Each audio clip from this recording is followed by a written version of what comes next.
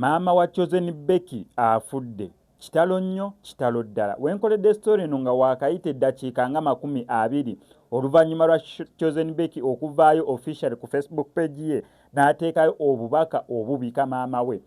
Tutegeezezza nti ne maama we ono afudde ekirwadde ekya kansa.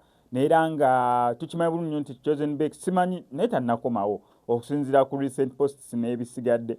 Alaze nga tannakomawo wano mu ggwanga erya Uganda. So ndowooza bakyali mu kubeera nga bapepeyaamuko n'omwami we omulungi oluvannyuma balindooza ku proposal vacation oluvannyuma lw'omwami we okumuproposingira baafulumamu eggwanga. Neera agenza okufa nga maama we taliiwo naye abikidde abantu bonna nti neera maama we omuto amaze okubeera nga assa omukka gwe ogw'enkomerero oluvannyuma lw'ekirwadde kya kansa ekibadde kimumala embiriizi nga bamujjanjaba mu ddwaliro we beewuubayo we bakomawo we beewuubayo.